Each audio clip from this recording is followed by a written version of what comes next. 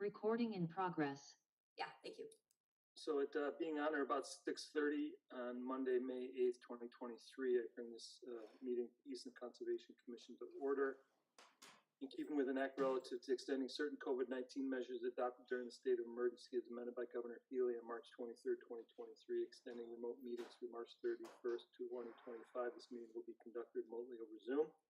Attendance by commission members will be remote, and remote attendance shall count towards quorum. The meeting is being recorded and may be available for broadcast at a later time on ECAT. In order to establish a quorum, we need to take a roll call. Benson present. Carroll present. Rossman present. Spady present. Caulfield's present. Seeing that we have a quorum present, we're going to proceed. Just as a note of information for anyone who might be here for 163 Turnpike Street, the applicant has requested a continuance till May 22nd. So just wanted to have that on the record right now, so you don't have to hang around if you're doing that. First up is 52. Oh, just as a point of information, the format tonight is I'm going to take one hearing, and then Ben will take the other hearing. We'll alternate throughout the meeting for that format. So just so you see when Ben all of a sudden starts taking a hearing, that's why. 52 Howard Street. This is a notice of intent for an upgrade of a residential septic system. I believe we have Collins Engineering. Good evening, everybody. How are we tonight? Good, Peter. How are you? Hello. I'm gonna pull up our plan. Can we see this?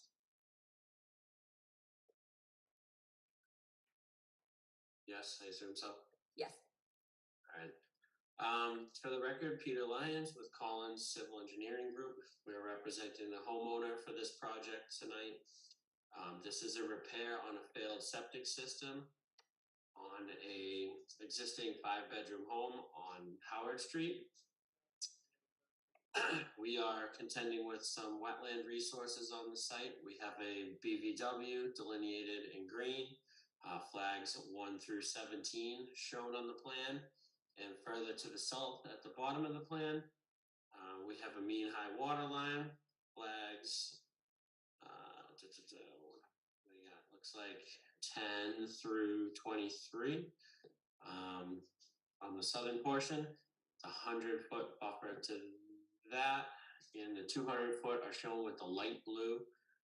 The darker blue line indicates our limit of flood zone A and the limit of the zone X. And then on the far left of the plan out in Howard Street is the 100-foot flood zone buffer. Basically, our proposal for this one is to replace the existing leaching components with a 2,000-gallon tank and pump chamber in the front yard. And this will be a pump system to a elevated leaching field in the front yard. In general, we've done everything to maximize our separation to the resource areas by putting the system again in the front yard. Keeps it out of the flood zone, pretty close to the 200-foot buffer to the mean high, and we're well outside the 50 to the wetland itself. Basically, if we go any closer to Howard Street, we're potentially pushing surface water towards the road. So we're kind of situating it in the middle of the front yard. There are some small to medium, it looks like about a 12-inch tree that will be removed in the middle of the leaching area. Otherwise, the project is an existing lawn. What else? For this one, we've proposed conservation posts more or less along the existing tree line or the existing edge of the wetlands, which have since encroached historically into the lawn, specifically on the areas of flags 4 and 5, flags 11, and then 14 through 17. The owner of record for this project has indicated that the backyard has been relatively unchanged over time. However, they have noticed the wetlands creeping up into the lawn year after year. So this, we do see the wetlands coming into the lawn here. However, it's kind of a unique situation where it's not so much the owner encroaching on the wetlands. It's more the other way around. And the wetlands are kind of crept up into the site historically.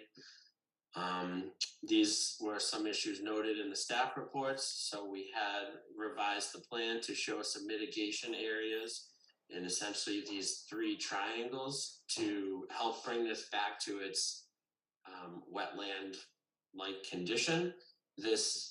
Currently, these 3 areas are lawn, but they are saturated most of the year, from what I have observed. So we're proposing some mitigation plantings as well as filling that in with some wetland seed. We have proposed conservation posts, as mentioned along, we got 6 of them shown at the tree line or at the edges of the current wetland limit. We show our sedimentation control surrounding the project on both sides, south of the tanks right here, and then surrounding the entire leaching area and wrapping back up to the street, encompassing the site access as well as the dewatering pit. That's a quick rundown. I think we are going to have some comments from Jen and the staff report.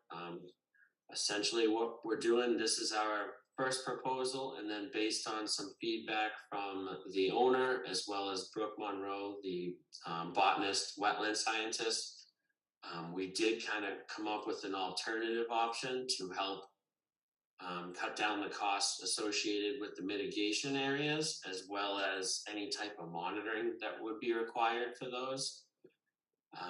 So I guess if someone wants to recommend how we proceed with this, so again, this is kind of what we'd consider option A, which is a more aggressive mitigation strategy. And then our option B proposal is to basically the same thing with the exception of the plantings. So we would be providing a wetland seed mix to help, the vegetation reestablish in these wet areas, just without proposing any, shrubbery or the bushes, and any monitoring with the project. We did have a short comment from Brooke Monroe, the botanist for the project. I don't know if we have that on record or if that's something I could read into the record. Basically stating her opinion that, for this situation, being a septic repair and a transfer of ownership, putting any type of enforcement on the monitoring of these plants is kind of cumbersome to the current owner, the future owner, as well as us in the engineering / monitoring position. So I guess if someone wants to take a lead on that and tell me where to go or what you'd like to see with this. So just as a point of information, this isn't the most recent plan. There's a 5.2 plan and a 5.4 plan. The 5.4 plan is the one that you were speaking about with regards to there's no plantings, it's just seeding, plus there's some rocks around the area. That's correct. If you bear with me 1 second, I'll pull that up for us. So this is going to be our option B here, which in our opinion is what we're shooting to have approved. So this option B is basically the same mitigation areas with the exception of the plantings. To help with a physical boundary, we are still proposing the conservation posts. We have 6 of those shown in the same location, but we're proposing to line the perimeter of the wetlands with some, medium-sized stones to prevent any further encroachment. Again, this would be our favorable plan choice, but I'd like to, I guess, open it up to discussion from the commission at this time. or if there's any other comments that anyone has. Jennifer, you want to give us your comments, your general comments? Sure. DEP did have a note when they issued the file number. Do you want to go over that, Peter? DEP's notes. Was that pertaining to the flood zone on the property? Yeah, that's a resource area, so you should go over that. Okay, I do not have the note in front of me, but if I recall, it was just indicating that there was a flood zone on the property, and to my knowledge, that has been added to the plan as the dark blue line, the Zone A, Zone X limitation. The project itself occurs outside of the flood zone. There will be no changes within the flood zone. However, the work proposed is within the 100-foot buffer to that flood zone. So did you address the comment to DEP? I believe we sent notification to DEP just indicating that the work was outside of the zone. Okay, so their comment really is that it's a Zone A without a flood elevation. And the comment is to do flood calculations. That wasn't something I had required or requested in my staff report, but it's something the commission should know was requested by DEP. I think you guys revised page. Forgive my raised eyebrows at that request. They will make that request for every project. This shaded Zone X may also indicate a 100-year floodplain with calculations. I'm not suggesting they do it either. I'm just saying that's a comment that was made. It's part of the public record, and just asked Peter to address it. Yeah, absolutely, no problem. Yeah. I mean, I guess quickly. Peter, enough. Yeah, enough. Okay. No more. All right. Thank you. Noted is the answer. Yeah. Noted. We got you. You guys revised page 2 of the notice of intent to say that there's floodplain there, but when you're checking off either a buffer zone only or a resource area project on the notice of intent form, if you don't check off any of the resource areas, then yes, it's a buffer zone only project, but you have to check one of the boxes. So if you check any of the resource areas, then it's always a resource area project. Just to try to explain that a little bit better. Yeah, personally, I understand that concept. Whoever prepared the application in the office may have missed it. I can't really speak to that, but I believe that has been revised and corrected. It's blank. I just wanted to mention it so you know how to, how that should look in the future. Sure, thank you. Yep, and as you mentioned, there's a lot of wetland alteration. You have 2 proposals before you on how to resolve that. Did you want to talk about the drain near flag 14? Yes, so as indicated in the initial staff report, there is a drain outlet that's observed near flag 14. I was on the site last week and poked around below the water level of standing water here. I did not actually find the actual outlet. However, based on the homeowner's input, it ties in with the roof drains on the back corner of the house here. And there is a buried pipe that runs out. So in our opinion, this is an existing, feature. It's relatively stabilized all around it. We're not proposing any modifications to this drain. Aside from working in a close proximity to the wetland, we just really don't have the groundwater depth in the back of the yard to do anything. In a different situation, we could potentially propose some underground infiltration. That doesn't work with, the 12-inch water table that you have out on site. Whatever you did submerge would be filled up, and you'd end up just backing up at the house anyways, or providing an overflow.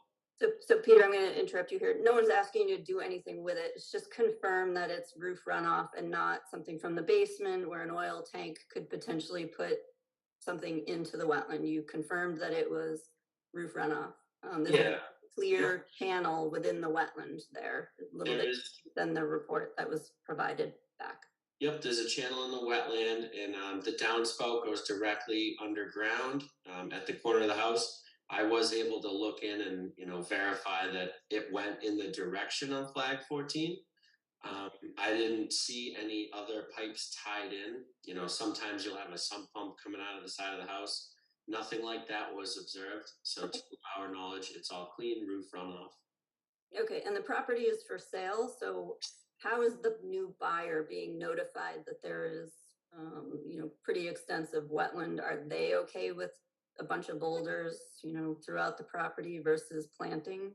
How is the new person going to be notified so that there's no other accidental alteration of wetland? I mean, essentially, it comes down to what the commission is willing to accept, and the new owners, to put it plainly, going to have to like it or not. The new owner, I would imagine, is aware of the new septic system. They should be receiving copies, or at least in the loop of what's happening, what's required. We do our best to notify any new owners of conditions that are on this project.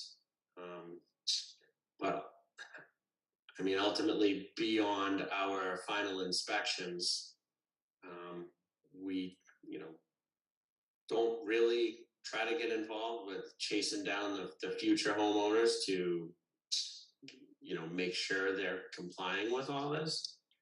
It's kind of a tough job. We do 250 of these a year, and a We lot review them. going conditions. Yeah. So Peter, we just need a survey stamp on your plan. Whichever plan the commission chooses. That's all for me. Okay, so points of discussion here from the commission is basically, do we want so the applicant's position, just to make it clear, the applicant's position is that this isn't a wetland encroachment. It's an encroachment of the wetland, if that makes sense. And so it's a matter of what kind of restoration do we want to have in these areas that have encroached into the lawn? Do we believe that seed mix is sufficient, or do we want plantings done? And if plantings, what kind of monitoring and whatnot is there? The second question is one that Jennifer has asked here, because what's going to happen is the new owner is going to come in here end of the month and not like the rocks in the middle of their backyard, and we're going to go move them and throw them into the woods and start mowing the area again. So how do we propose to make sure that they're sufficiently notified that that area is, there'll be markers there, but I think that we probably want to be a little bit more upfront about what the differences are. So anybody have any feelings about which option, plantings or just seed mix, and what kind of notification to the potential new owners? Is there any indication there were large trees or shrubs in those three triangular areas before? As far as like evidence of stumps or Stumps. Not that I particularly observed last week when I was out there. It It's does just look like sphagnum moss throughout, and it's actually beyond the wetland area, but not as a majority. So there's no indication that large trees would take hold there or shrubs because of the high water table? Well, wetland shrubs and trees would take hold there. They're adapted for Saturated roots? saturated roots. Yeah. Okay, all right. I don't think you need them there personally. How big of rocks are we talking about? On the plan here, we're proposing them as 12 to 15 inches. So, I mean, definitely not like boulders, you know, that can't be moved, but It's also a rough day with the wheelbarrow. yeah, for sure.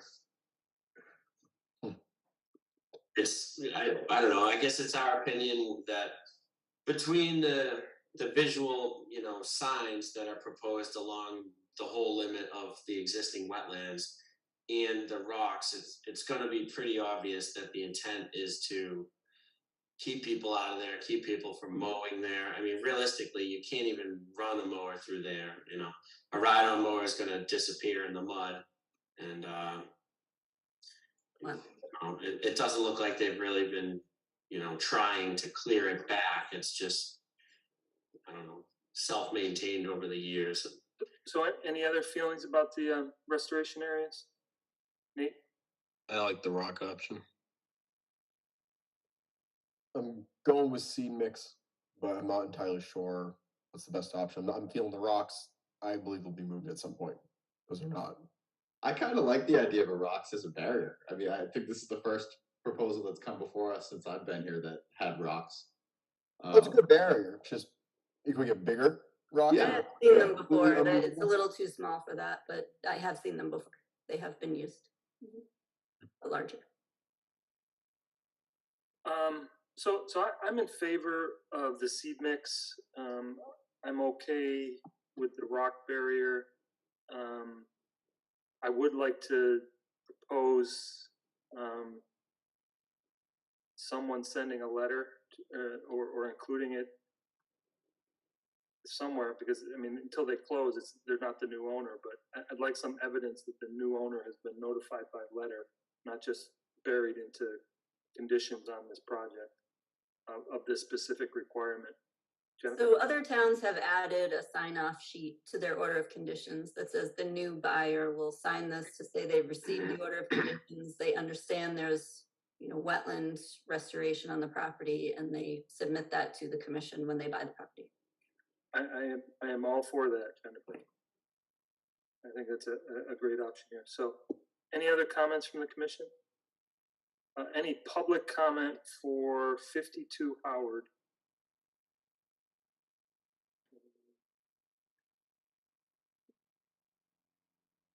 Raise your hand or drop me a note.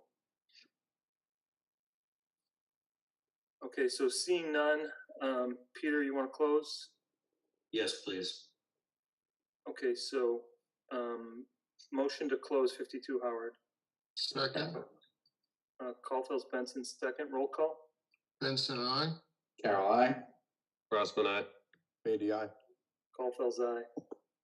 So now make a motion to issue a permit for work and order and conditions, noting that we need a new plan with a surveyor stamp on it. And the option for restoration is seed mix with rock barriers at the edge of the wetlands. That's the option we would like. We'd also like to have the sign-off sheet from the new owners, understanding the circumstances of the restoration. Carol, second. Caulfield's Carol, second. Roll call vote. Benson, I. Carol, I. Crossman, I. Beatty, aye. Caulfield's aye. Okay. All right, next up is 163 Turnpike Street, Brad Fitzgerald, applicant SFG Associates, Inc. Representatives, notice of intent for a septic repair. This applicant has requested a continuance to the May 22nd meeting of the Conservation Commission. Can I get a so moved? So moved. Roll call vote. We need a second. There we Second. go. Okay. Roll call vote. Benson, I. Carol, I. Crossman, I. Beatty, aye. Caulfield's aye. Next up is 518 Washington Street. This is a notice of intent to construct a small vestibule enclosure to the existing building, relocating and adding a small parking area in a plaza with a rosary path and prayer stations with a new stormwater management system. We have Scott Rogers. Who's muted? Would you mind promoting Michael Radner? He's going to start the presentation off, and then I'm going to take off after he starts it up. Oh, somebody got him before I did.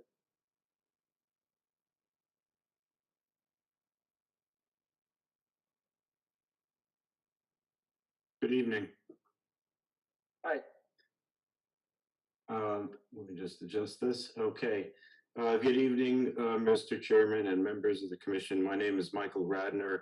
I'm a landscape architect with Radner Design Associates at 3 Allied Place in Dedham.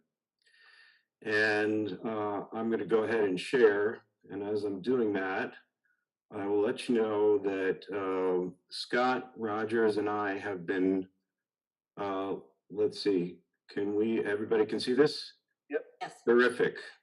We've been working with the Holy Cross Family Ministries for about 1.5 years now, working on this plan to improve their property. And the short story of what happens here at this site is that they are on the land of Stonehill College, but they have a very long-term lease for a portion of this land. And what happens there is that there is a museum and a prayer center that is dedicated to Father Patrick Payton, who was a Catholic priest in the early and middle part of the last century. And they have a number of, basically, this is a place that's open to the public. People come in and they visit the museum. There's a small chapel there, and they do a variety of types of work for this ministry. So, in addition to, as I go through just very quickly the existing conditions, so I'll just kind of get you oriented here. On north is to the left of the page, and we have Washington Street down at the bottom and Belmont Street along the right side here. Basically, the Stonehill College encompasses all of this area, and here's our Holy Cross Family Ministries leased parcel. In here, this is the organization called My Brother's Keeper, which is also a Catholic affiliated organization as well. So our access to the site is off of Washington Street. There is a driveway, as you can see here. You come off of this driveway and then to another driveway. And I'm going to go ahead and zoom into this area a little bit. This is just a screen grab off of Google, so it's a little bit fuzzy. But again, Washington Street at the bottom. This is a private driveway, and then we come in here and there's a drop off. Here's our building that has administrative offices in the wing here, and this is the museum dedicated to Father Payton. We have some parking in the front here on the, I'll call it the north side, and then on the south side of the building is a much larger parking lot existing. We have what is, you're going to hear a lot about the Rosary Path today, and this is a walkway that goes sort of north-south here, and off of this are these prayer stations that happened.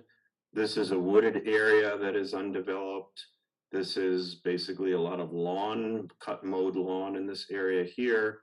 Our wetlands, which you're interested in, is in the back sort of southeast corner, right back in here, and it comes up almost to the developed portion of the property. Here are some pictures of the existing condition. Here's our main entry. That circular area right there is this rotunda. This is where the building addition is going to happen, and there's an extension of the building that is going to provide a new entrance here. It's basically a new vestibule that is a more gracious entry into the facility. This is the drop-off area that you see here. This is looking back basically east to west. And you can see that there's this island in the middle. There's a statue of Mary here. There's some additional elements of dedication and so forth. This is our Rosary Path. It's an asphalt walkway with these little paved prayer areas here. And then beyond that is the wetlands, at least in this photo. Now we're looking back towards the drop off, just another view of that Rosary Path. So again, what we're proposing to do here is a modification of the parking lot. The drop off is going to become a paved plaza area with brick pavers, and as a kind of a grand entry to this new entrance to the building here. And then we're proposing a new rosary path that's going to circulate, kind of wind through the woods as a wooded experience here. And that's what we are seeing here. So we're taking the driveway that is currently in this location, we're shifting it to the left, providing some additional parking in this zone here. Here's our current drop-off area, vehicular drop-off that is becoming a plaza. And then here's our rosary path that winds through the woods. And each of these little 5 areas here are our prayer stations where you would go and walk through here and say the rosary as you go from station to station to station, and then circulate back. If you've ever been on the campus of Stonehill College, there's a grotto, a stone grotto there, and we're sort of recreating that grotto for our site in this location as well, so that they can hold mass outside, and it's sort of very peaceful setting out there. So that's the essence of the project. This is just a little bit close up of what we're doing in the plaza. We do have some renderings. There's a aerial view from, I would say, from if you're over Washington Street and looking down towards the property. The wetland areas are off to the right, upper right on this plan right here. We have extensive plantings that are going in on this around the plaza and in some other areas. Here's a close-up of the rosary path that goes through the woods. And in all of these plans, I'll talk about it a little bit later, and Scott's going to talk about the drainage, but we have a series of stormwater catchments that happen in here, and all these little shaded areas mean something, and we'll get into that in a little bit more detail. This is a rendered view of the prayer stations, and just some ideas of what the feeling of that, what that's going to look like. This is actually the Holocaust Memorial in downtown Boston, which you probably recognize. So it's a similar type of landscape treatment. Here's our grotto. That's actually a picture of the grotto on the Stonehill College, and we're going to do something similar to that. It's not completely designed yet, but you get the feeling of what's going to happen out there. And then I'm going to, so that was a very brief, thank you for bearing with me on that. And I'm going to kick it over to Scott for his discussion of the stormwater treatment. Michael, are you able to call up my plan since you're? Sure. Okay. Let's see.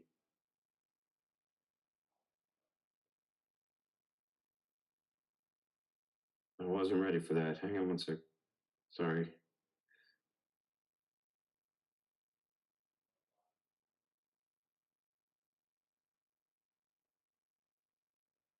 I hope I've got the right one here, Scott. I think that's it, yep. So for the record, my name is Scott Rogers from JK Homeland Engineering. As Michael said, we're working on this project together for about 1.5 years or so. Michael, if you can flip to sheet C5 for me.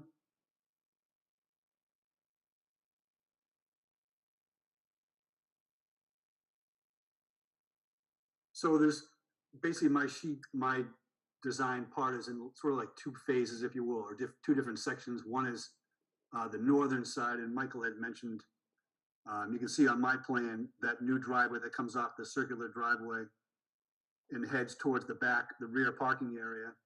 We had a total of 8 parking spaces in the old design, and we're adding a total of 8 more, including 4 ADA spaces.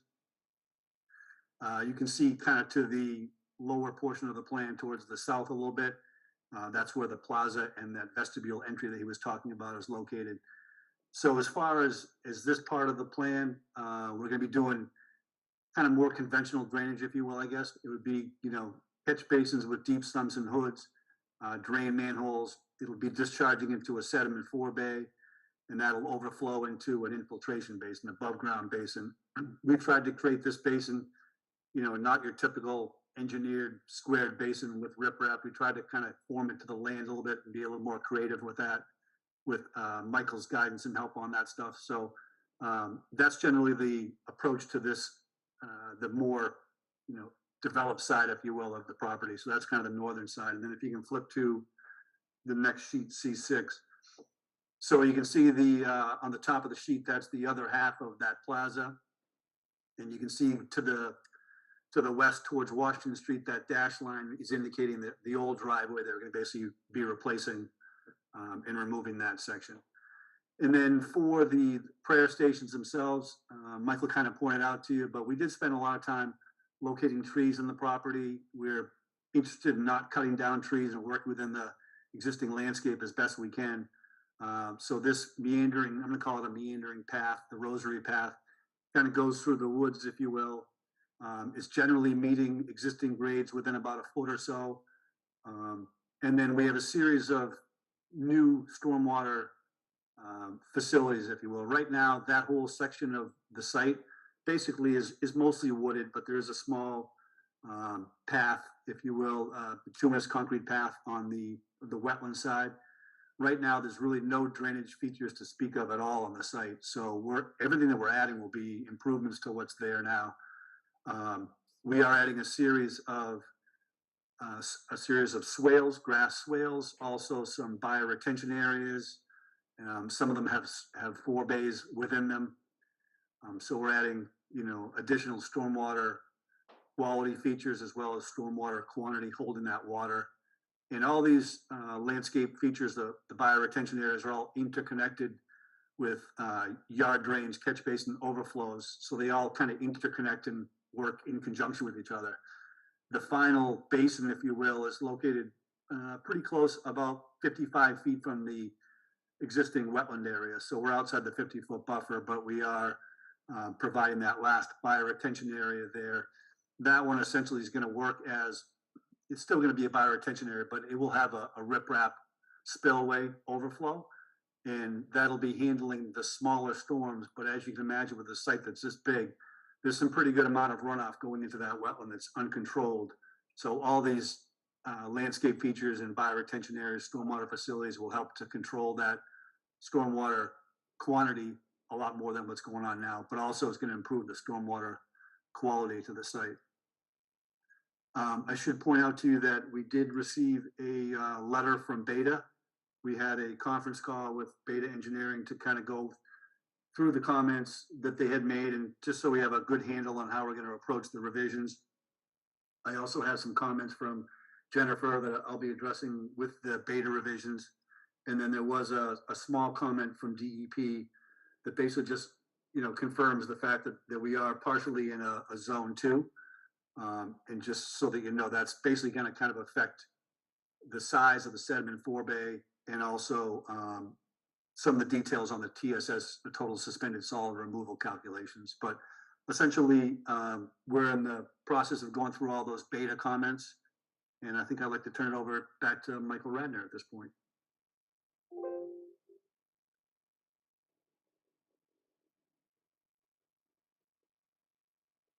So I'm going to take you very quickly through the planting and lighting plans.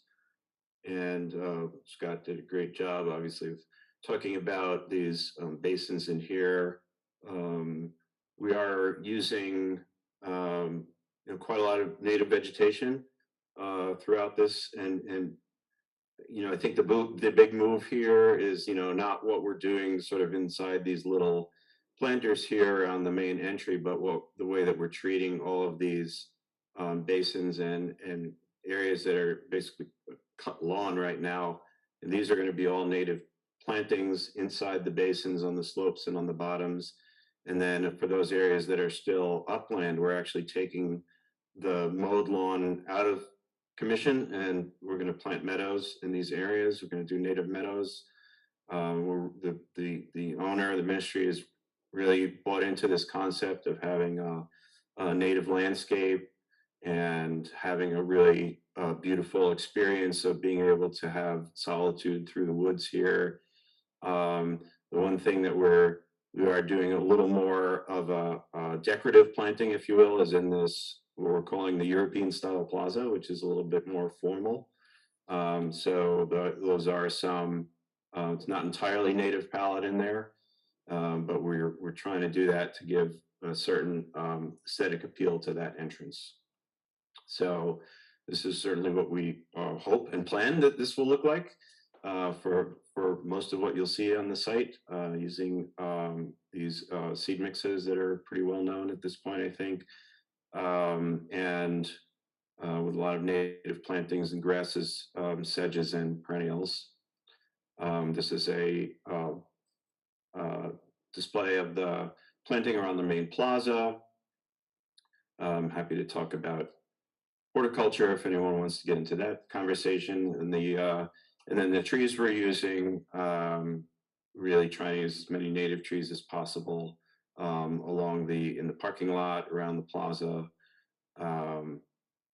And just some more images that we were using with showing the owner. These are the formal parterres that are around the plaza on top, and then the native meadows, of course, around the rest of the site. And then some examples of the plant palette that we're going to implement. As far as the lighting goes, very briefly, we do have to are going to replace there are existing light poles that are along this entry driveway now around the drop off, and that because that's moving, we're going to be doing some new lighting in here. This is all going to be dark sky friendly LED lighting, lighting the plaza in a fairly modest way. This is more pedestrian scale lighting. And then there are going to be a series of bollard lights, very low 36-inch height bollard lights that will provide a very subtle lighting in this area on these pedestrian paths. As you can see, you can't see it because it's very small, but the foot candle levels are 0 as we get to the edge of the property. We have no light spilling over even into the buffer zone. I believe this is all going to be dark, and this area in here with the rosary path is not going to be lit every night. It's really only going to be lit on occasions when they're using it at night, which I think is going to be fairly rare indeed. But they did want it to be lit, so they had the option to use it at night. And these are just some pictures of the light fixtures that we're proposing. That's the end of our presentation. Can we just go back to one sheet for me that helps on the original plan, on the engineering plan? Maybe okay. C3. We can go back to, we didn't get to see that, but I think that the reason why I say C3 is just because I think it gives us the one before that. I think it just gives us an overview of the site so that in this case, just back out a little bit. Mm-hmm. So we've got the wetland here, and the first dark solid line is right. Dashed line is a 50 buffer, and then the dashed right. line is 100, right? And so I just want that to sort of be available to the commission here to sort of see it in its entirety. In fact, back that all the way out so they can just see the entire site. And then Jennifer can give us her comments after that. So I mean, I think this just gives us the changes to the entire site here that helps us, because we can see the change in the entranceway as well. So. Jennifer, sorry, I didn't mean to interrupt you before comments, but all good. And I just have a few because most of them dealt with stormwater, and Beta is handling most of that. So Beta and Scott and I can work on those comments. So I'll leave those out for now. Can you, in your notice of intent application, we have a certificate number. Can you just confirm if that's registered land or recorded land? And I ask that because registered land, I need all ink signatures from the commission. We can't do electronic, and I just want to make sure we know which we need to do before we close and issue the permit. I'll confirm that, Jennifer, but I'm pretty sure it's land court. Okay, and so that sounds like we might actually have to record in both locations for you guys. Okay. We just need to double check that, because if we give you electronic signature, you can't record it, and then you have to come back to us, and I don't want you running back and forth to try to take care of that. I'd rather know ahead of time. The wetland boundary was done in 2020, so there were quite a few flags that I couldn't find, and just asked you guys to rehang the flags that are missing. Just so I can confirm it, part of your order is verifying the wetland boundary. You have quite a bit of LID, low impact development techniques in here, and I think that's fantastic. So thank you for reaching, striving to include those versus your typical pipe and basins. That's a really nice feature that you've added. Some of the conservation posts look like they may be a little bit in the grass area in the middle of the lawn. So I just suggest that we field locate that during pre-construction meeting before you actually put them in, just to make sure they're not going to block where you mow. I had a question about one of the areas for the wetland flagging, and if you had, some soils check there. And I'm just talking about an auger and looking at the Munsell chart. I'm not talking about a soil survey there at the flag 28 and 29. So it's a question for your wetland scientist.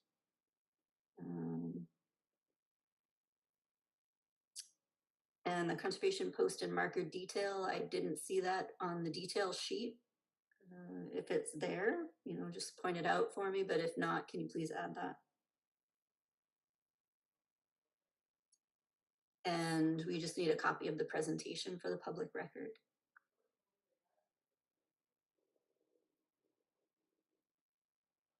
That's it for me. Jennifer, what's the impact of the zone 2 flood zone here? So they'll have Is that strictly stormwater stuff? just stormwater. It's an outstanding resource water, so they have certain things that they have to address. It might be 44% removal of the total suspended solids in the forebay before they get to the basin, things like that. So it's engineering specific to stormwater management. Yep. So just my questions here are the rosary paths. What's the material going to be used for the pathway? It will be, this is cast in place concrete at these shaded areas, and this will be a rolled asphalt with aggregate rolled in it. So it's a kind of a decorative asphalt path. The building footprint, is it other than the vestibule, is it changing? No. Okay. Yeah, the only change is this small addition right where I'm tracing right now. Nothing else is changing about the building. And the other thing is has any calculation been done? I shouldn't say, has it been presented to us? I'm sure the calculation is done in the change in impervious surface on the site, because I think all of it's outside the buffer zone. But I'm just curious as to the change in impervious surface, because even if you get credit for the entire rotunda area there, or whatever we're calling it, in front of the vestibule, I'm just curious. It seems to be a bit of a wash, but I'm just rough guessing it. So. There is an increase, Rory, in paved areas, but to your point, the parking lot shift is sort of a wash. There's an increase in paved areas on the southern part with the new rosary. Right. I don't have a specific number for it. I can certainly get you that, but if I had to take a guess, it's probably 10 to 15,000 square feet, probably even less than that. But it's I would also point out that, so if you can see the dotted lines in here, that is the existing path. Right. So we're actually taking, although we're adding it further away from the wetlands, if you will.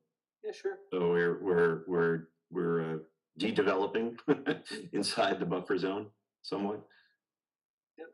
No, I mean that's been my sort of my basic assumption here is it's a bit of a wash inside the buffer zone and external to the buffer zone, other than the rotary path. I think Right.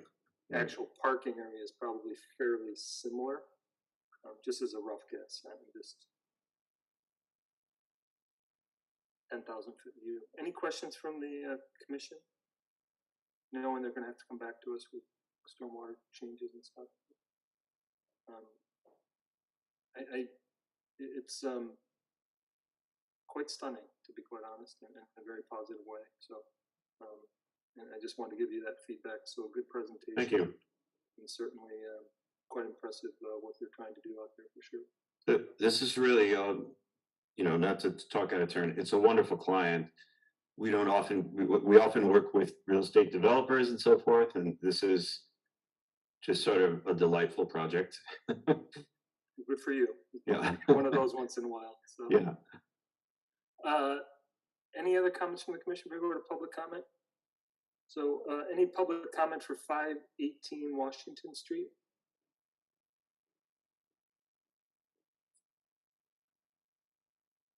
So seeing none, we will continue. When are we continuing till? I'd like to continue to the May 22nd hearing if that's available. So make a motion to continue 518 Washington Street to May 22nd. God bless you, Ben. Spady second. Caldwell Spady a second. Roll call. Benson, I. Carol, I. Rossman, I. Spady aye. Caldwell's aye. Okay, we'll see you all in a few weeks. Thank you very much. Thank you. Thank you.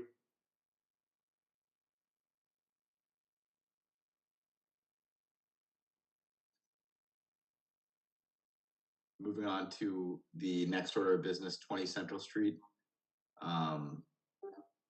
Notice of intent for the demolition of a 470 square foot building.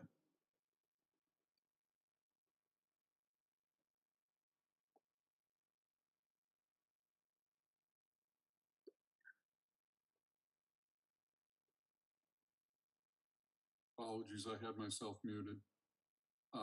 Shall I proceed? Please. Thank you, Mr. Chairman. So Al Loomis of McKenzie Engineering here on behalf of Demetrius and Chris Vardakostas for 20 Central Street. Since last we met, we had the opportunity to meet Jennifer out on site and review the disruption, some of the disruption and some of the debris that lies behind a couple of the buildings. There's been some tree cutting, as you're aware. Some of it was actually across the canal that parallels the building, as well as a fair amount within the buffer area. If I may share, I'd be willing to share a plan that we drew up as a result of that site meeting that I think might be helpful. Please. Okay, bear with me one moment. I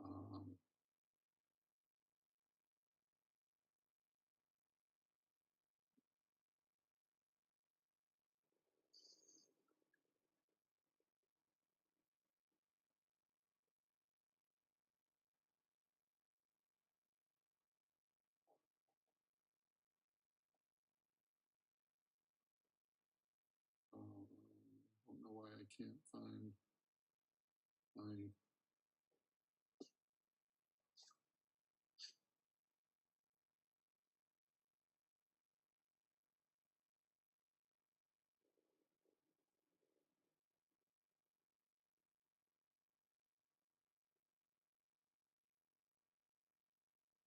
Let me close this file. Take your time. Apologies. It wouldn't be a Zoom meeting if this didn't happen at least once. I just hate to be the one that's responsible. Okay, now let's try this again.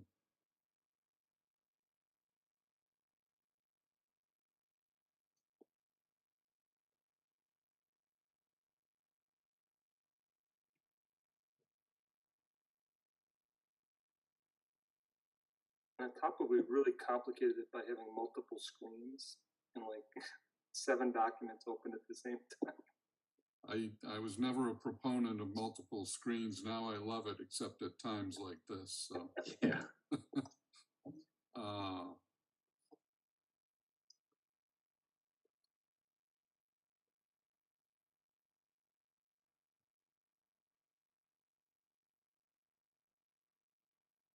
I can't get back to my Zoom screen now.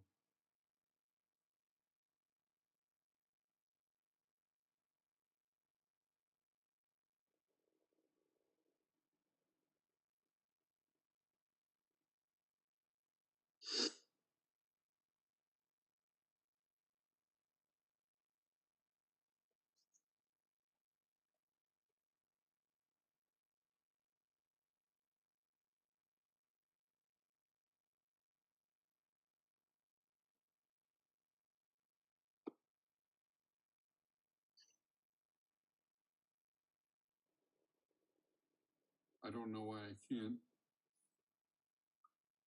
I've got the plan called up that I want, but I can't get back to my Zoom screen with all the panelists. You need to minimize everything and then find your screen.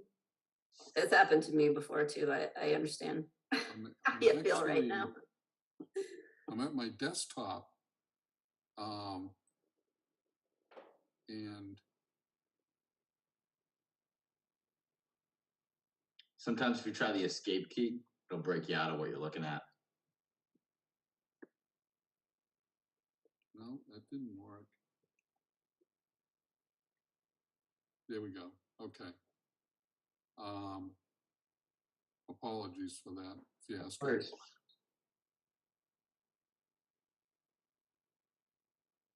Success, we can see it. All right, great.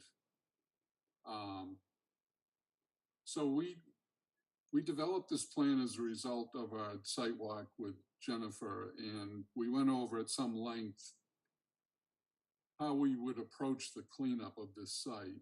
So I'll kind of go around maybe in the order that we viewed the site. So this is the building in question for this application, the 470 square foot building. Yep. In an advanced state of disrepair. The roof has started to collapse on it. This building at some point had some roofing repairs done on it. And at the time, I guess the roofing contractor had difficulty accessing the roof and they cut some trees. So as a result, there's a bunch of debris left over from the roofing project, just shingles, pieces of shingles lying on the ground here, and there's some other construction debris as well. So what I've done is outlined in this hatched red area, a very general area of where you will find debris out there.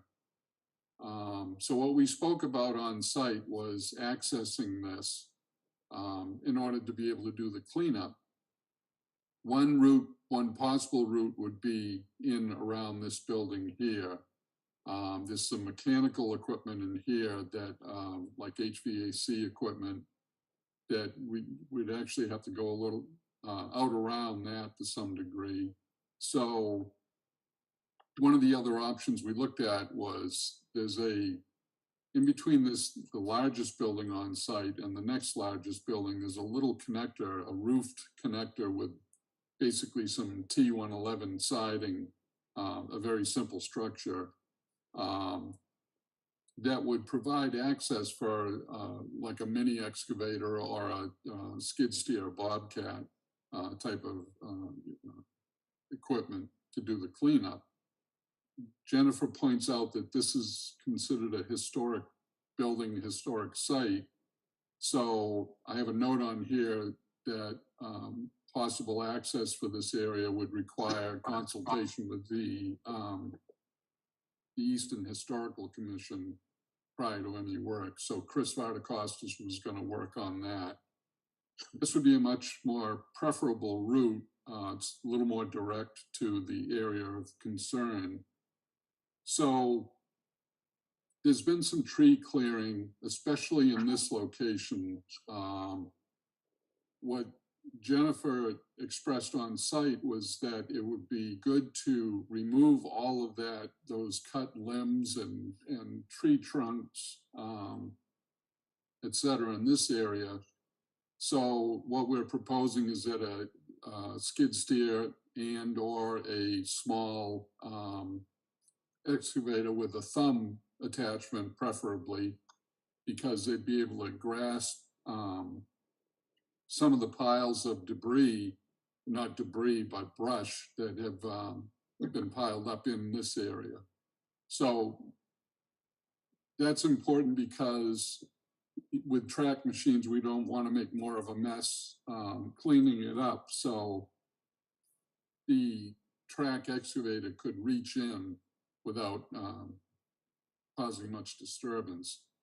So once all that brush and tree limbs, etc., is removed from that area, Jennifer would come out and assess, or members of the commission would come out and assess that area to see how disturbed it is, how much perhaps replacement of vegetation, etc., might be required. So once that's established, we would propose to have a silt sock type of erosion control barrier along the edge of that debris. And then we would come in and clean up this area of all the roofing and construction debris. At some point, we would place conservation posts along here, depending on what amount or if any restoration is done in this area. So Jennifer expressed, and we agree, that it would be good to have a kind of a staged approach to this to minimize disturbance. So I have notes on these. I won't read all the notes. These are things that I will, when you issue the enforcement order for this cleanup, I'll provide this in a narrative form, a chronological accounting of all these notes, so that it's understood by all that it should be done in that orderly manner. There's another area of concern on what's known as the island here. So there are some trees that have been cut down. There's some power lines that are indicated by this line right here. Utility pole right here.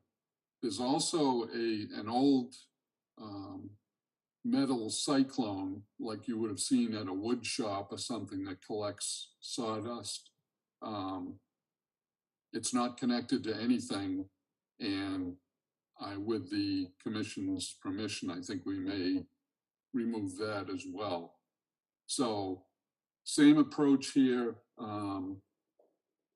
track equipment to try to minimize disturbance. The amount of turning would be limited as much as possible to minimize the scuffing up of the surface. So those are the types of things we're proposing.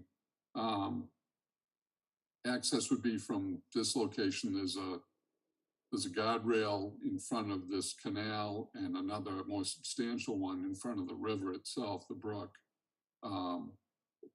But there's a little entrance access here that we could get in, fortunately, and it may require some pruning in this area. But there were some questions that came up. Mr. Vardakostas was concerned the building is undermining right here, so that would require a future application with the commission to address that, because it would require work down in the canal. So it would also require a civil structural engineer, which we're not. So we'd have to work in conjunction with them and the commission to resolve that issue. So I won't belabor this further, but in a nutshell, that's how we propose to approach this cleanup and restoration under the enforcement order. As far as the order, the notice of intent is concerned, it would be limited to this area with erosion control here, so that would remain the same. And I'd be happy to answer any questions the commission might have. Does with the erosion control around the building that's being demolished, I assume that'd be set up after the cleanup of the back portion? So I think what we discussed, Jennifer, you can correct me if I'm wrong, but we would do the demolition of the building first, and then simultaneously, or whatever the commission would issue, an enforcement order for the cleanup. Okay.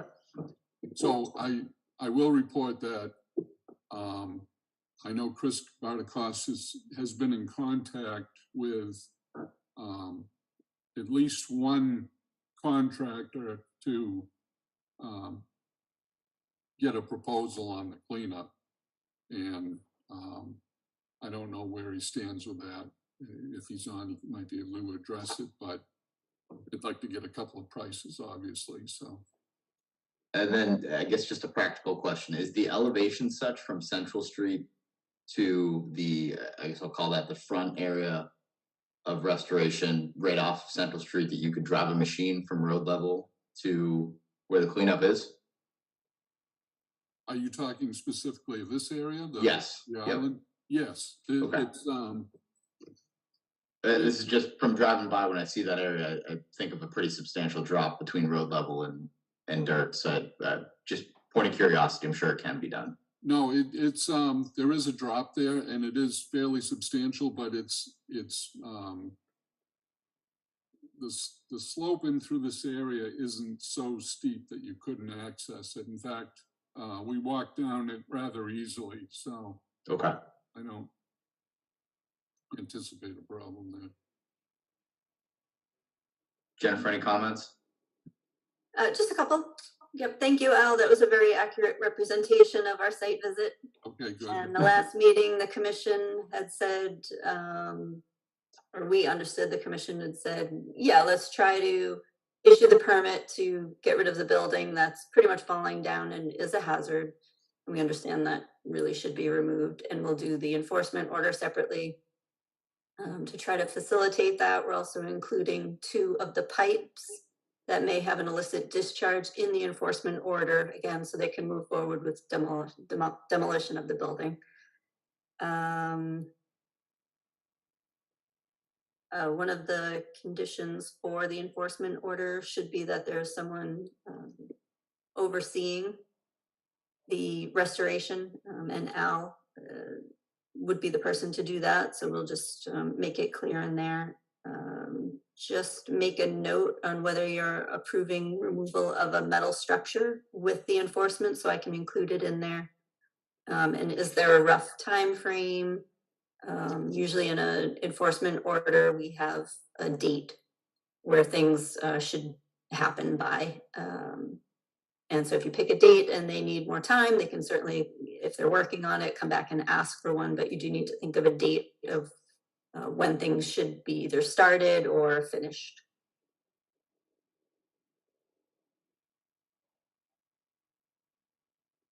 Right. Comments from members of the commission?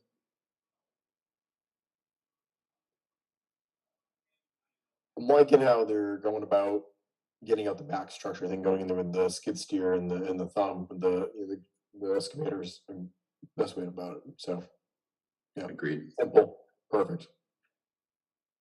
Can get better than that. That's for me. So you have 2 items, closing the public hearing and issuing a permit, and then separately issuing an enforcement order. Okay. So I will go to public comment. Any public comment on this project?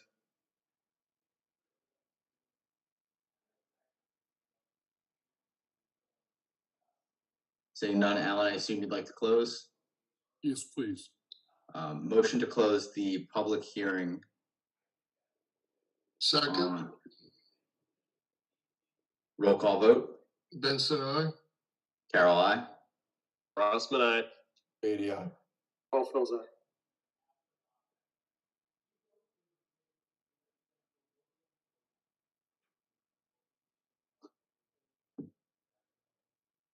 Sorry, guys, I just lost the agenda for a second there.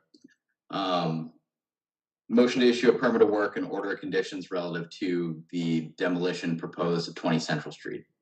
Second. Crossman. Roll call vote. Benson, I. Carol, I. Crossman, I. Spade, yeah. Aye. Paul Phil's aye. Now, use a little help with the enforcement order here. I think we have to have a little bit of a discussion and pick a date that work should be started. Yeah, Maybe Al, do you have- have any idea when that might be? That's sometimes helpful for us. I don't. As I say, I've spoken with one contractor, and I kind of went over all the things we talked about in our site visit, but they are in the process, as I say, of trying to get one or more additional proposals for comparison. So I don't know where that stands, but I think they're ready to move on it once they get a reasonable price. So I'm afraid I'm no help in terms of when we might start, but That's okay. You're ahead of the game because you've got you have a really good restoration plan in place of what you're going to implement. So that's helpful. okay, good. So I guess, how do we feel about, I guess I'm kind of arbitrarily picking 60 days for work to begin. I'm open for more time here. Al, if you'd like to see more, I think 60 days is reasonable. Okay. I don't think we'd want to push it off too far and get into, if the cleanup takes longer than we anticipate, we don't want to be getting into fall and winter weather, certainly. Hopefully it'll go much quicker than that. I suspect it won't take all that long once we get started, honestly. With a good idea that the four of us were able to come up with, I think we can get it done pretty quickly. So I would say 60 days is reasonable. okay. So do motion to issue an enforcement order with work to begin as proposed within 60 days of tonight's hearing. 82nd.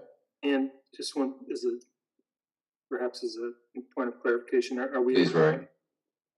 Are we authorizing the removal of the metal structure that's on the island? I would like to include that in my motion. So moved. Can I get a second? Second, Roll call vote. Benson, aye. Carol, I. Crossman, aye. Benson, aye. Spady, aye. Oh, Caulfield's aye. Mike wasn't here for our so moved jokes, so he didn't get it. No, that's cool. I watched the video, so I kind of do get it, but Okay. You did the Mullins. exactly. See, I'm in. That was his pop quiz to see if he actually did the Mullins. That was good, right? Okay. Thank you, Al. All right, thank you very much. Have a good night. You too. Okay, so next up is a certificate of compliance for 507 Foundry Street. This was some work that was being done to remove the bank canopy and renovating the parking area and some other work that was authorized. So do we have the applicant? I don't think anyone's here for that. Well, that's unfortunate. Yeah, because there were a number of items. The applicant did receive the staff report, but I have not received a reply. So you can certainly continue discussion to the next meeting if you like. Yeah, so let's just let's have a overarching conversation here. Is it that I think that Jennifer's comments for the staff report is that they didn't do the work as it was originally authorized, and so they extended mainly among the parking area more than anything else. And so and we were pretty specific about it. So and part of the issue is this now sort of implicates all sorts of stormwater handling that may or may not need to be done. So just as an overarching concern that's in issuing the certificate of compliance here. But motion to continue 507 Foundry Street to May 22nd. Carol, second. Roll call. Benson, aye. Carol, I. Crossman, aye. Spady, aye. Caulfield's aye. Okay, Ben? Turning next to 56 Cosmo Road. Dan and Erica Murphy, certificate of compliance for the installation of an in-ground pool. Is anybody here for this? I'm going to assume Craig is.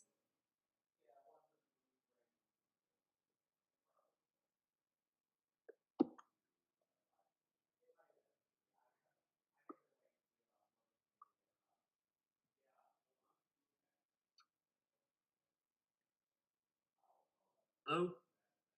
Hi, Hi, can you hear me okay? we can hear you.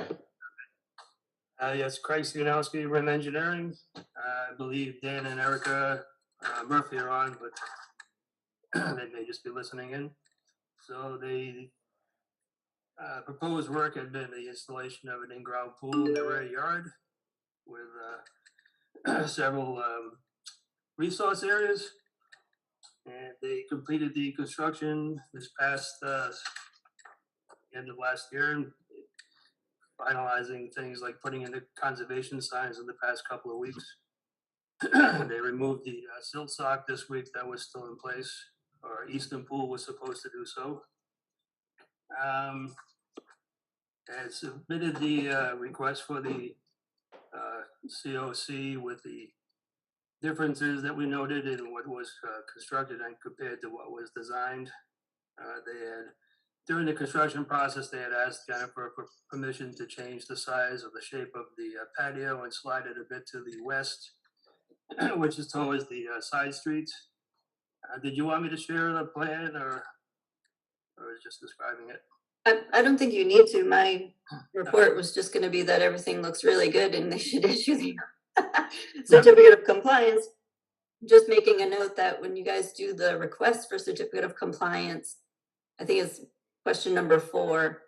That's the book and page information for the order that's been recorded, not the original Yeah, page. So I'm aware of that. keep an eye on that. I just copied down the wrong numbers. Okay. I think you should have got the revised hard copy today, but I put it online. Yeah, they constructed in conformance with the design plan with some minor changes. Yeah, they did a nice job. It came out to a nice project.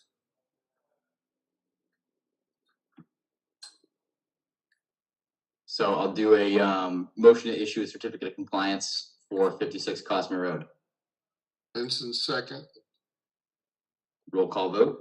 Benson, I. Carol, I. Crossman, I. Bailey, aye. All fells aye. Thank you. Thank you. Thank you. Next up is 40 Elizabeth Way. I don't see anybody here for that. Jennifer, you want to give us a little bit of a rundown? I don't know if you guys recall this property. We had them before us about 5 times. Yeah, the septic system had been completed, but the compost was not removed from the wetland. It took quite a while, but they did finally remove everything.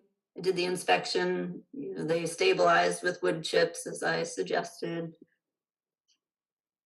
It's as good as that's going to get. The compost is removed from the wetlands as required. So you could issue the full certificate of compliance. Any comments from the commission? Any public comment, 40 Elizabeth Way? Seeing none, make a motion to issue a certificate of compliance for 40 Elizabeth Way. Carol, second. Call those, Carol, second, roll call. Benson, I. Carol, I. Crossman, I. Spady, aye. Call those, aye. Jennifer, you have some updates for us on enforcement orders? Yeah, just a couple. I'm trying to only keep them on there if we have something to update. There are a lot of them, so it's hard to keep track of.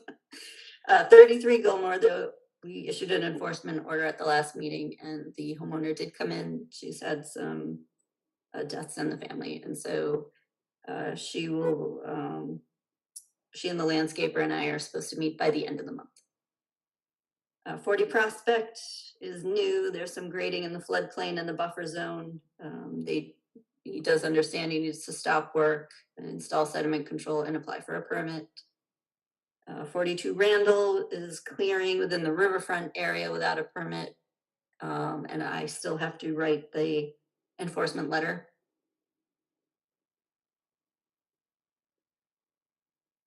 And we did get an update on 80 Short Street. They have removed the brush and they're starting to work on removing the fill. To hear. Any questions from anybody?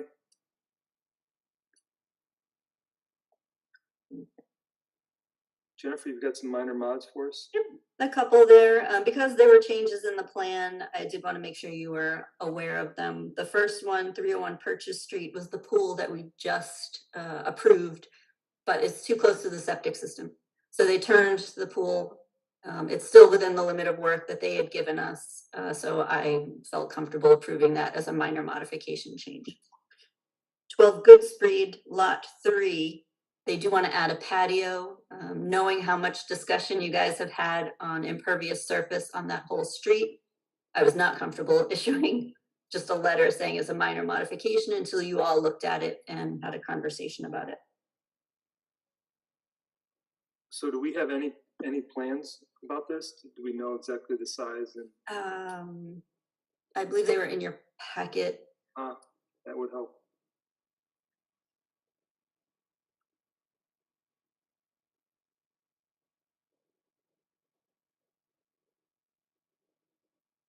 Pretty tight lot. They go right out the deck to a very small lawn area with a very high retaining wall.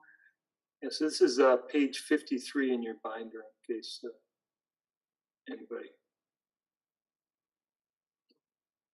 Roy, are there dimensions on it? There is a dimension. There's two different options. One is 22 feet by 16. The other one's 16 by 12. Those aren't tiny patios. No, but the backyard is essentially a retaining wall with fill. Okay. Currently, is that a The accurate? patio, yeah, sorry. That's fair. The patio would take up at least half of the yard area, or close to it. And I would suspect that the stormwater would run off the patio directly into the grass right next to it. Okay. You know, it's not going to wash into a wetland. This particular lot, was this the lot that we allowed them to fill in the isolated wetland? Correct. Yeah.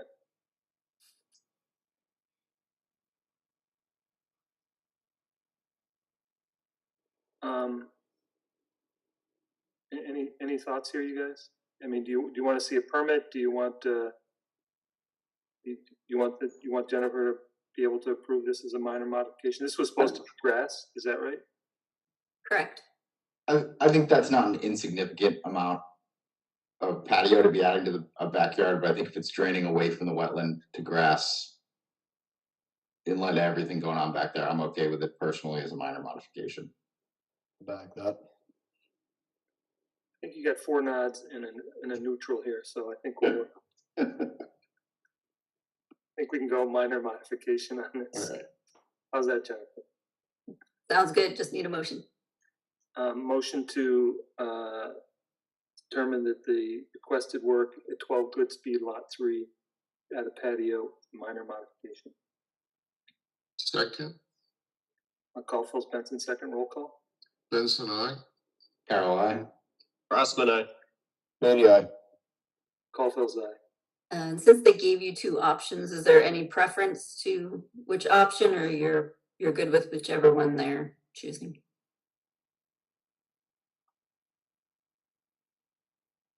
Any preference from anybody who was affirmative on this? No preference. Option 2 looks nicer. I'm okay with either. I think the majority is either is fine with us. Okay, thank you. I think we could twist Nate's arm to be whatever they wanted. I always like curved lines. It's Me too. more natural. I'm with you. Either, but we have to relay Nate's cosmetic comment. Put it in the thing, the work order. Aesthetically, maybe we prefer option two. It's like a 10-foot retaining wall. You know, nothing about that, you know? Nope. As long as it curves. Meeting minutes, let's talk about the regular session meeting minutes. Anybody have any comments before I dive into my own? So on page 2, there was just a note to add the file numbers for this certificate of compliance. We didn't add the file numbers in there. So, and I actually went to look further on in the thing, and the file numbers weren't there in the minutes when we did the certificate of compliance. So that just needs to get filled in. And 91 Union, it said the motion was made by Mr. Blank. If things went as usual, that was me. So I didn't go back and watch the video, but that's on page 4. So The odds are in favor of Rory. the odds are in favor, yes. So, the infamous Mr. Couples. Make a motion to accept the minutes for 4/24 with those minor changes. Carol second. Couples, Carol second, roll call. Benson, I. Carol, I. Crossman, aye. Spady, aye. Caulfield's aye. The executive session minutes, let's just talk about accepting the minutes, and then we can talk about whether we release them in a separate discussion, but I didn't see any problem with the minutes. Agreed. So I think if there's no issue with the minutes, I'd make a motion to accept the minutes but not release them at this time.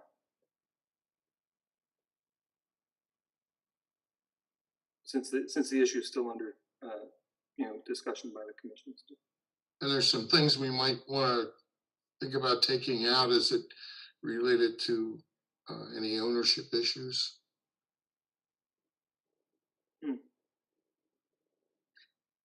Well, let's talk about that now if that's the case. But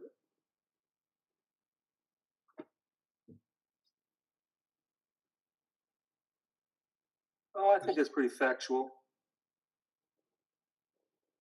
I'm okay with it as is. I understand what you're saying. I just questioned it. I think that's the information we've been given. So I think that's the way we would. I think it's okay as is. All right. So make a motion to accept the executive session meeting minutes for 4/24, but not release them since the topic is still under discussion by the commission. Benson, second. Waffles Benson, second. Roll call. Benson, I. Carol, I. Crossman, aye. Spady, aye. Caulfield's aye. Chair updates. The only thing that I just want to just remind everybody that the annual town meeting is Monday, May 15th, a week from tonight. So, Jennifer?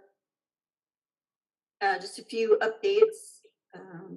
I did meet with the future tenant at least a week ago, and we discussed what he needs for the barn and the workshop area to make at least a partial lease work now until we figure out what the insurance company is doing about the house. And so we have estimates from the DPW on roofing, trim, siding, windows, doors, and miscellaneous things for the barn and the workshop, and the electric, extending the electric to the barn and the workshop, materials, and from National Grid. So these are only material costs that we have as estimates right now. So for all of the roofing and exterior work, $19,047.08. Electric, $7,817.99.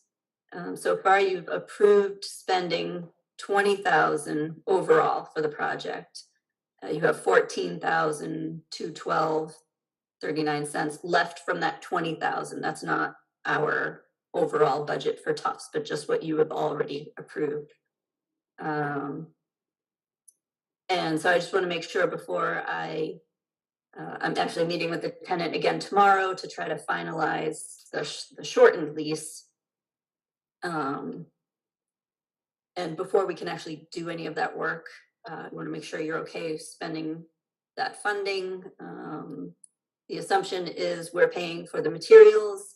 The tenant will perform some of that work, but my guess is we want DPW to do a portion of it as well, just to be able to knock out some of the things that could be done a little faster. Who's gonna put in the electrical? Either the town's electrician or electrician and National Grid. Okay, cool. Yeah. Thank Sounds you. like we're getting a great deal on a lot of that work. The DPW is awesome. They really are so helpful and generous with their time. They're strapped pretty much anyway, but they've been so helpful. Yeah, I don't have any problems, allocating additional monies to cover this and getting the tenant in. So, Okay, so for the estimates that I have, you're okay with that amount, and if it needs to be more, then I'll certainly let you know. Shouldn't we add just a little bit more so if it's a couple pennies off, we don't have a issue to get it done. So I'd say at least 20% more. We'll spend it on other things as we need it, if later, if required. I would agree with that, just so you don't have to come back with a little change order. Yeah. Okay. So what you want us to allocate 32,000, just as a rough round number here? So make a motion to allocate 32,000 for the window replacement and work on the barn wood workshop, as well as the electrical work. Benson second. Call for Benson second. Roll call. Benson, aye. Carol, I. Crossman, aye. Beatty, aye. Okay, thank you. I did get an email from a student from Westfield. I think she's a junior. She's looking for a potential internship, which I think would be great. I'm trying to think of a good project, and maybe one of the land management plans would be an appropriate job for her, given her resume.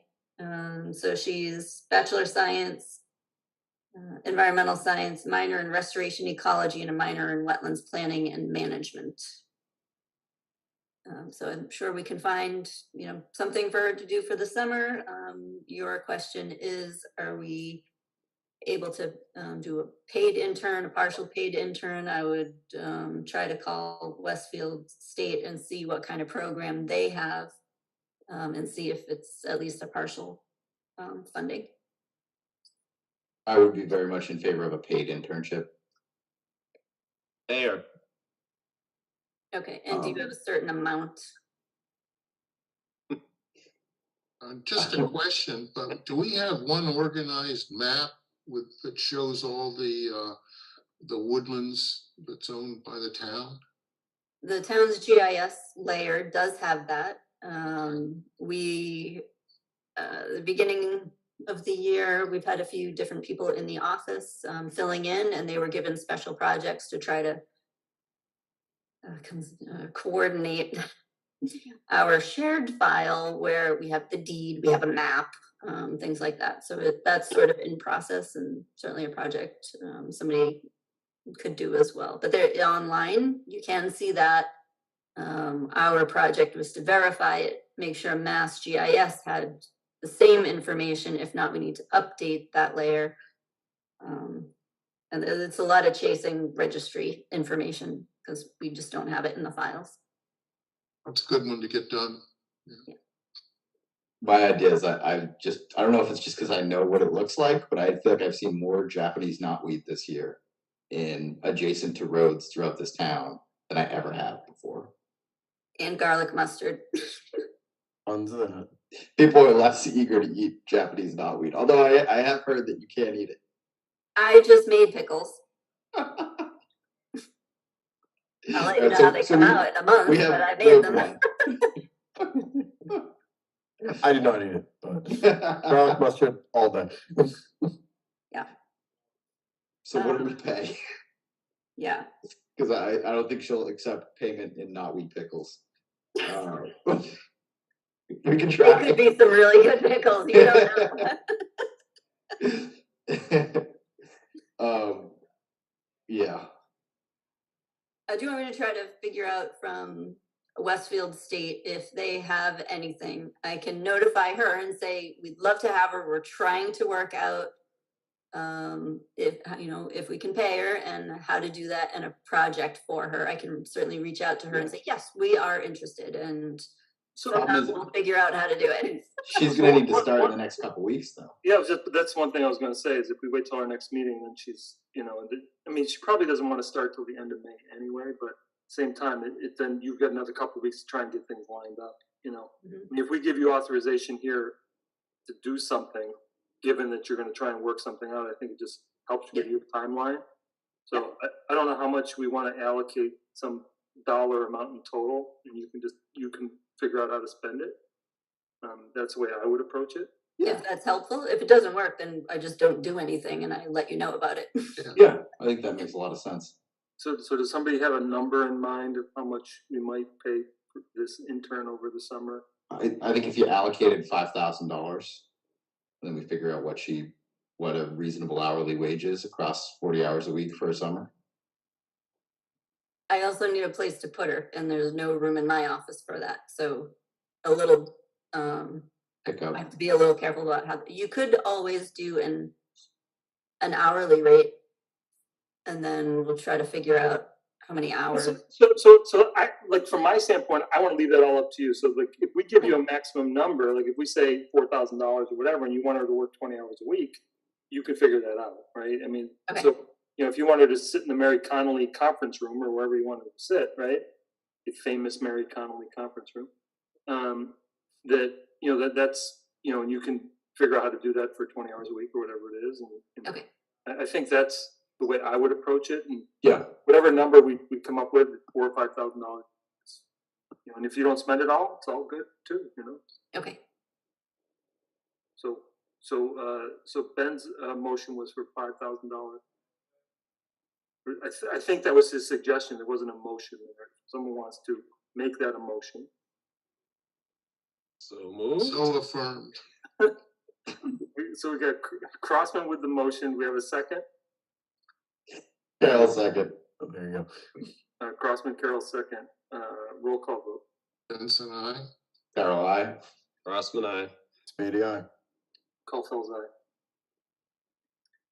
Okay, we did have one new violation at 5 Jonathan Drive. I did meet with LEC, the homeowner. It's kind of a tricky project where the stream was dredged. And so there's a lot of work that goes along with it. They are coming up with a plan. The enforcement order that you gave them said they had to come up with their plan by today. And they're just emailing saying, I'm going to have the plan by the 17th. You know, could you update the enforcement order to say the 22nd? So moved. Was that Rory?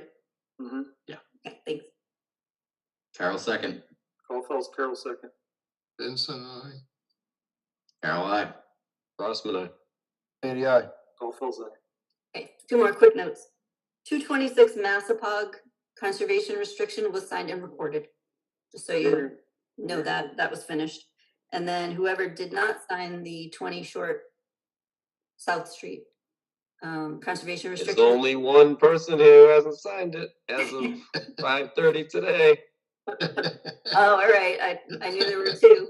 Not anymore. If you think you'll have some time and can stop in and sign that, that would be great. I'll be in tomorrow. Okay, thank you. Just takes a little bit of public shame.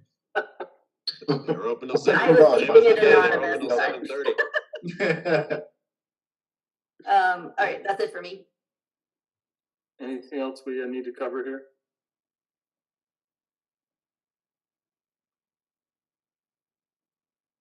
Just because Mr. Doyle is here, an email did go out earlier today, since it's a matter of public record at this point. So we are, this issue is with our attorney at this point. This is related to the Clifford Grant Trail, and trying to work something out with the landowners. And that's about all I'm willing to sort of say without it being on the agenda. And I think that's where we stand. I think we're all in agreement on that. So it is with our attorney at this point. Okay. I need a motion to adjourn. Motion to adjourn. Second, Carol, Benson second. Roll call. Benson, I. Carol, I. Rossman, aye. Spaghetti, aye. All fells aye. Thank Thank you all. you, everyone. Take care, everybody. Thank you.